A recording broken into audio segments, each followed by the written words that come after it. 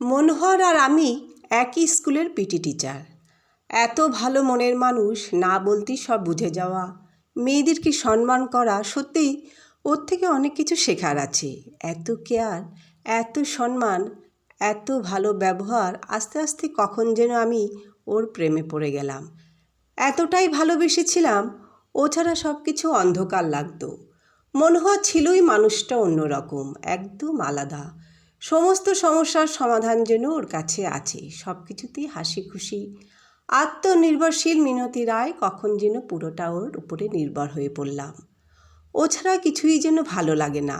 স্কুলের বাইরেও আমরা দেখা করতাম, ঘুরতে যেতাম। একদিন মনোহরের সাথে না দেখা হলে পাগলের মতো লাগতো। কখন যেন আমার সবটা ওকে অর্পণ করে দিলাম। একদিন বুঝতে পারলাম আমি মা হতে চলেছি। মনোহরকে সবটা বললাম। ও যেন তারপর দিয়ে দূরে সরতে লাগলো। কাজের বাহানায় সবসময় সরে সরে থাকতো। চোখের সামনে মনোহর একটু একটু করে বদলাতে থাকলো। সেই কেয়ার, সেই ভালোবাসা ওর কাছে আর আমি খুঁজে পেতাম না। দেখতে দেখতে 3 মাস হয়ে গেল। বিয়ের জন্য মনোহরকে জোর করতে লাগলাম। ও হুঁ হাঁ করে অন্য কথায় চলে যেত। রোজই বলতো ওর বাড়িতে কথা বলবে, কিন্তু ওই পর্যন্তই। তারপর ঘরে যাওয়ার নাম করে আর আসেনি। চাকরিটাও আর করেনি। আমাকে দেওয়া ফোন নাম্বারটাও বদলে ফেলেছে। দেখতে দেখতে সেই দিনটা এসে গেল। প্রত্যেকটা মেয়ের জীবনে খুশির দিন, কিন্তু আমি হাসব না কাঁদব? আমাদের ভালোবাসার ফুটফুটে একটা মেয়ের জন্ম হলো, আমি মা হলাম। মনোহর আমাকে এইভাবে ঠকাবে, মানুষ চিনতে আমি এত বড় ভুল করব কখনোই আমি বুঝতে পারিনি। মনোহরের ভিতরে এক, বাইরে এক, এটা সব শেষ হয়ে যাওয়ার পর বুঝতে পারলাম। ততক্ষণে আমি ভিতর দিয়ে পুরো শেষ হয়ে গেছি। সেই শক্তিশালী পিটি টিচার, যার প্রত্যেক দিন ভরে ওঠা, নিজের শরীরচর্চা রোজের অভ্যেস ছিল। প্রত্যেকটা ছাত্রছাত্রী যার প্রাণ ছিল, কাজটাকে যে নিজের চেয়েও ভালোবাসতাম, সেই মানুষটি সব সময় নিজের সাথে লড়তে লড়তে পুরো ভেঙে পড়লাম। সবই করতাম, করতে হবে তাই। মেয়ের নাম রাখলাম নন্দিনী। ওকে দেখলেই যেন আরও বেশি মনোহরের কথা মনে পড়তে থাকে।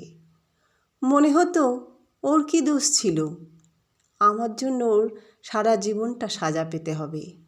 হাজার চিন্তার ঝুড়ি নিয়ে চলতে থাকতাম, কিছুই যেন ভালো লাগতো না। জীবনটা চলছে তাই চলছে। আস্তে আস্তে নন্দিনী বড় হতে থাকে।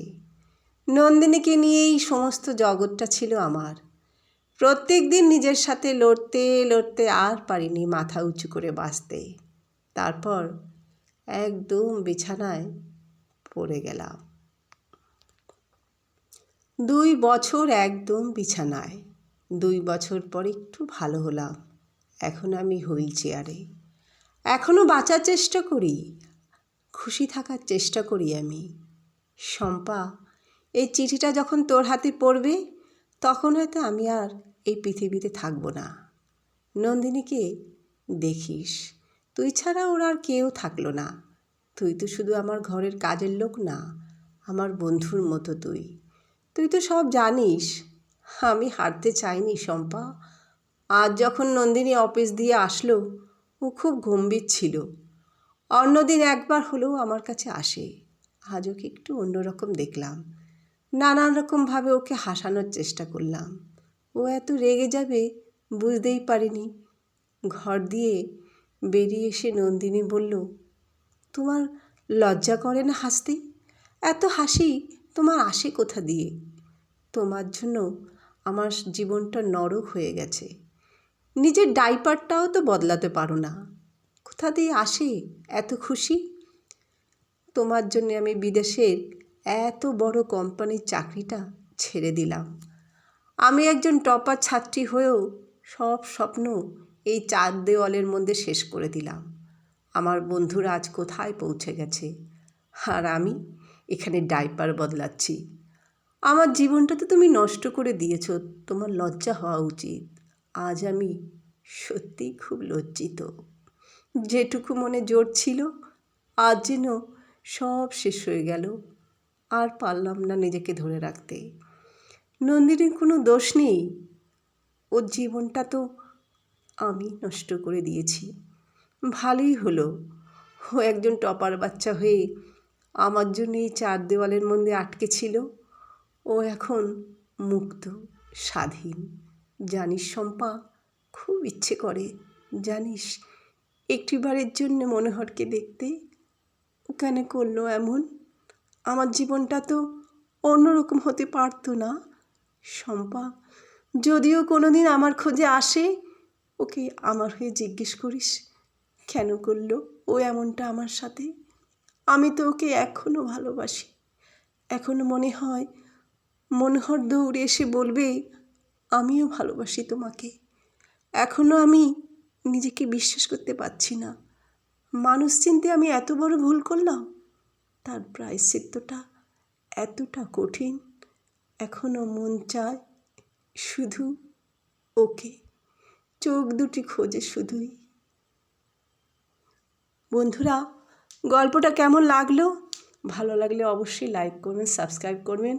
বন্ধুরা প্লিজ প্লিজ অনেক সাবস্ক্রাইব করবেন, শেয়ার করবেন, আমার পাশে থাকবেন। আর গল্পটা কেমন লাগলো কমেন্টে অবশ্যই জানাবেন। ভালো থাকবেন, সুস্থ থাকবেন, আর সবাইকে ভালো রাখবেন। নমস্কার।